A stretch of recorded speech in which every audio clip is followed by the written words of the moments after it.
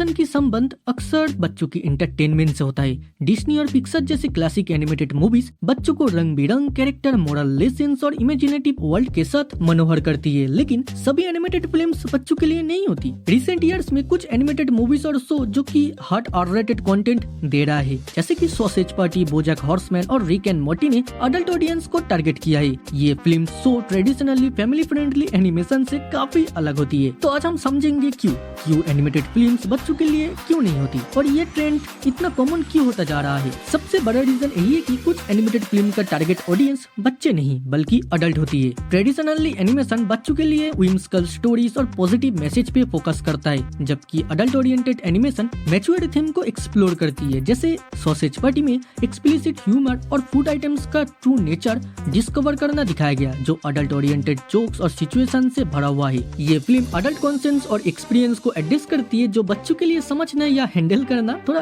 दिक्कत भरी हो सकता है। अडल्ट एनिमेशन फिल्म अक्सर ऐसे सब्जेक्ट को ट्रैगल करती है जो बच्चों के लिए कॉम्प्लेक्स या कंट्रोवर्शियल होता है। ये थीम जैसे एक्सटेंशियल क्राइसिस, सब्सटेंस अब्यूज और अडल्ट रिलेशनशिप को एक्सप्लोर करता है, जो ओल्डर ऑडियंस के साथ रेजोनेट करती है। बोजैक हॉर्समैन जैसे शो डीप इश्यूज जैसे डिप्रेशन, एडिक्शन और फेम की स्ट्रगल को सैटायर के साथ एक्सप्लोर करती है, जो बच्चों के लिए समझना मुश्किल। ये थीम्स मैच्योरिटी और इमोशनली इंटेलिजेंस की जरूरत रखती है, जो छोटी एज की व्यूअर्स में नहीं होती। अडल्ट एनिमेटेड फिल्म अक्सर सैटायर और पैरोडी का यूज करता है सोशल, पॉलिटिकल या कल्चरल इश्यूज पर कमेंट करने के लिए। ये ह्यूमर फ्रॉम थॉट प्रोवोकिंग और सोसाइटल नॉर्म्स को क्रिटिक करती है। Rick and Morty various science fiction troops को पैरोडी करता है और फिलोसॉफिकल क्वेश्चन को एक्सप्लोर करता है, जो बच्चों के लिए एब्स्ट्रैक्ट या चैलेंजिंग हो सकता है। सैटायर और पैरोडी अडल्ट ऑडियंस को एंगेज करने का एक पावरफुल टूल है, जो कॉम्प्लेक्स और न्यूस्ड डिस्कशन को प्रमोट करता है। एनिमेटेड फिल्म का अडल्ट वर्जन में एक्सप्लिसिट कंटेंट का होना एक क्लियर डिफरेंस है। इसमें स्ट्रॉन्ग लैंग्वेज, ग्राफिक वायलेंस और सेक्सुअल थीम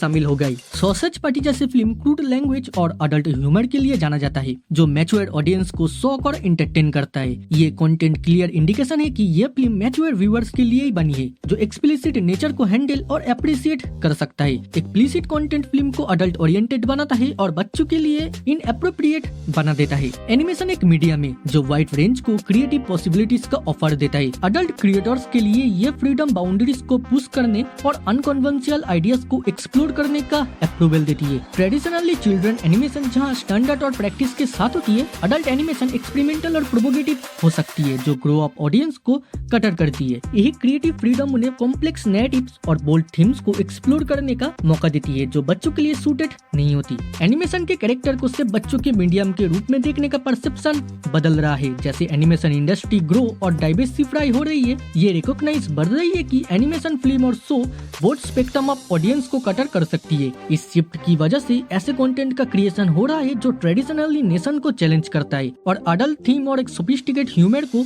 एक्सप्लोर करता है। ये चेंजिंग परसेप्शन एनिमेशन की पोटेंशियल को बॉर्डन करता है, जिससे कि डाइवर्स ऑडियंस की नीड्स को एड्रेस किया जा सके। आखिर में अडल्ट ऑडियंस की डिमांड मैच्योर और वेरिएंट कंटेंट के लिए भी एनिमेशन में बढ़ रही है। जब व्यूअर्स अपने एक्सपीरियंस और इंटरेस्ट को रिफ्लेक्ट करने के लिए कंटेंट को तलाश करता है, क्रिएटर्स भी मैच्योर कंसेंट को एड्रेस करना और उन्हें ग्रो अप ऑडियंस को एंटरटेन करने वाला एनिमेटेड फिल्म को प्रोड्यूस करने में हिम्मत देता है। ये डिमांड इंडस्ट्री को इनोवेटिव और इंगेजिंग कंटेंट डेवलप करने की तरफ पुश करती है, जो ट्रेडिशनली एनिमेशन की बाउंड्रीज को चैलेंज करता है। अडल्ट एनिमेटेड फिल्म इमोशनल और साइकोलॉजिकल डेप्थ को भी एक्सप्लोर करती है, जो बच्चों के लिए समझना मुश्किल है। ये फिल्म कॉम्प्लेक्स कैरेक्टर और इंट्रिकेट स्टोरी लाइन को फोकस करती है, जो व्यूअर्स को डीपली एंगेज करता है। बोजैक हॉर्समैन जैसे show mental health issues, personal feeling और ह्यूमन फर्टिलिटीज को विविडली डिपेक्ट करती है, जो बच्चों के लिए इमोशनली ओवरवेलमिंग और इनएप्रोप्रिएट हो सकता है। कुछ adult animated film cultural critic भी करती है, जो सोसाइटी के वेरियस एस्पेक्ट को हाईलाइट और चैलेंज करता है। ये critic social norms, political scenario और कल्चरल फिनोमिना को एग्जामिन करती है, जो बच्चों के लिए कंफ्यूजिंग या अनसुटेबल हो सकता है। ये film often deep rooted societal issues को एक्सप्लोर करती है